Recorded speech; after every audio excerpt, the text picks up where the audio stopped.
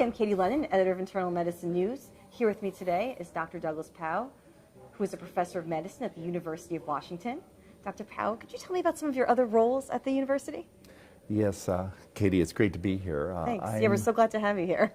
I'm a professor of medicine at the University of Washington, and I also am the Rathman Family Foundation Endowed Chair for Clinical Education, and have been very fortunate to be the Medicine Clerkship Director and get a chance to work with third-year medical students. Thanks. I was hoping that you could speak to me a little bit about drug interactions that have gotten a lot of media attention this year. Absolutely. There are a number of things that have been in the press, usually driven by FDA warnings or major concerns, and I got the opportunity yesterday to discuss some of those. I think I'd like to start with talking about some of the issues that have occurred with antihypertensive drugs in the past year. There was a nice study that came out of Denmark that looked at hydrochlorothiazide use and an increased risk of non-melanoma skin cancers. And what was interesting about the study was it looked like the more hydrochlorothiazide people were treated with over a lifetime had increasing risks of non-melanoma skin cancers. This was especially an issue for patients who had history of skin cancers. So I think our take home from this is that we should be careful about using hydrochlorothiazide in our patients that are at high risk for non-melanoma skin cancers. That is, patients who have had basal cell carcinomas and especially squamous cell carcinomas. Thinking about, are there alternative drugs to use? Obviously, if the best drug is hydrochlorothiazide, then we will use it. But I think this adds to our information on risk-benefit for treatment of blood pressure. And what's new with ARBs? Well, unfortunately, this past year has been a tough one for ARBs in the safety of the actual ARB product, because many drug lots have been recalled for valsartan, irbesartan, and losartan. Many of these are generic makes, and this has been difficult for physicians because the physicians' offices are getting called because there'll be a story in the media about another lot of losartan, for example, being recalled, and then the physician has to switch the patient to a different medication or send them back to the pharmacy. So what the contaminant has been basically been an ingredient that's commonly used in jet fuel. Now, why that is in these lots isn't clear, but you know, our patients are very concerned about it, and the concern about it is that this may be potentially carcinogenic. Again, there's no proof on this, but I don't think anybody wants jet fuel sprayed on their meds. So, Absolutely not. And there's another antihypertensive drug that's gotten a lot of attention recently as well. Yeah, the ACE inhibitors have also had a challenge this year with a study that came out looking at increased risk of lung cancer in people who had been on ACE inhibitors, and that risk seemed to go up the longer they were on the ACE inhibitors. This is one study. The relative risk was very small. It was around 1.1 to 1.2. So these are not big risks, and we're not sure they're even real. But I think that is something our patients may ask us about, and at this point I don't recommend that people change their practice. ACE inhibitors are wonderful drugs for many things, but keep our eyes out for future studies to see how much of a risk this really is. So overall, I think to summarize, 2018 wasn't the best year for antihypertensive treatment issues for physicians because many things hit the media that our patients were asking us about. And I think they're cautions. Hydrochlorothiazide, I think we should be careful in people with high risk for non-melanoma skin cancers. ARBs, we sure hope that the production process will be better in the future, and we're going to watch for more data on ACE inhibitors and lung cancer. Okay, thank you. And while we're on the topic of heart, I thought we could talk about statins. I know that lots of people take statins, and there are many side effects associated with their use. So I was wondering if you could provide me with an update on those side effects. Absolutely. So yes, statin use is very, very prevalent in the U.S. and in the world. The American Heart Association changed guidelines a few years ago that increased the numbers of patients in the United States on statins considerably. So physicians are always taking care of people with that are on statins and need to be aware of the side effects and some of the problem-solving techniques we can use to keep people who need to be on statins on statins. The sort of take-home messages are, since the early 2000s, we have known that we really don't need to worry about chronic liver disease with statins. And for many years, patients who were on statins were getting frequent monitoring of liver function tests. And this is something we do not need to do anymore. So we don't need to be checking liver tests on our patients who are on statins chronically. The major bugaboo with statins, though, has been muscle aches. And we don't fully understand all of why they get muscle aches. We know that some people are more predisposed to it. There are probably a strong genetics behind it. There is actually some genetic testing available for it, which hasn't really become standard of care yet.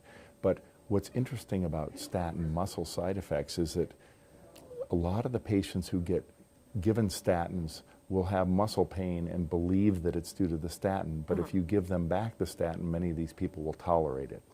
A very interesting study was published a couple of years ago where they looked at 120 patients who had been statin intolerant and divided them into getting simvastatin or placebo and then switching them over to those who were on simvastatin to giving them placebo and those who were on placebo simvastatin. And such interesting statistics came out of that. About 1 out of 3 of the patients actually had statin-associated muscle symptoms. That meant that when they were on simvastatin, they had pain, and when they were on placebo, they felt good. So that was pretty good evidence that it was really due to the statin. About 20% of the patients had pain on both, so they had just as much pain on placebo as they did on simvastatin. About 20% of the patients had pain on neither. Okay. So that was kind of interesting. Yeah. And then a third of the patients had pain only on placebo, but not on the statin. So that's confusing to us because it tells us it probably isn't always due to the statin in our patients, but these patients have trouble when we give them statins. So we don't have it fully worked out on why this happens, but it helps drive us into what we can do. Another study that was published 2 years ago, I believe, looked at re-challenge of statins. That is, patients who had statin-associated muscle symptoms. Can we give them back the statin they were on, and how did they do? And 70% of the patients who had trouble with an individual statin tolerated it when they got it back. So I think the take-home from that is it's very reasonable to give the patient, wash them out. If a patient has pain, take them off for a couple of weeks, see how they do. They say, my pain's gone. The first step might be just re-challenge them with the same statin. And if we can get numbers of 50 to 70% who can re-tolerate their statin, that's a good start. If that doesn't work, then we can think about switching them to a different statin. If that doesn't work, then we can think about putting them on a statin with probably the lowest muscle side effects, like rosuvastatin, a potent statin, and then build up the dose. Maybe start them at twice a week, then move them up to 3 times a week, and then try to build them up. So that's kind of a, I think, practical way to handle the statin management problem.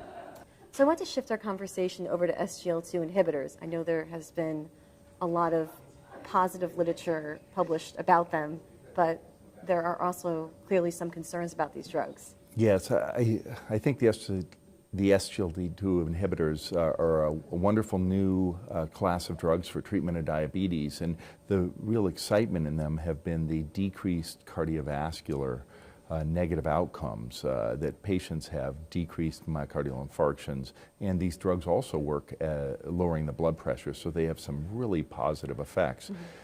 Along with this excitement with this class of drugs have come yearly concerns from the FDA about understanding them better, and there have been FDA warnings, first in 2015 about increased risk of diabetic ketoacidosis with this class of drugs, then a risk from the FDA about making sure that we pay attention to acute kidney injury that can occur with these drugs, then a notice to us about the possibility of increased amputations in patients on these drugs. And then last year, there was a FDA warning about increased risk of Fournier's gangrene with these drugs. So these are all small risks, and the benefits are quite great with these drugs. So we believe they're going to be an incredible class of drugs, and they're getting widespread use appropriately. But when we use them, we need to be aware of certain subgroups that might have trouble.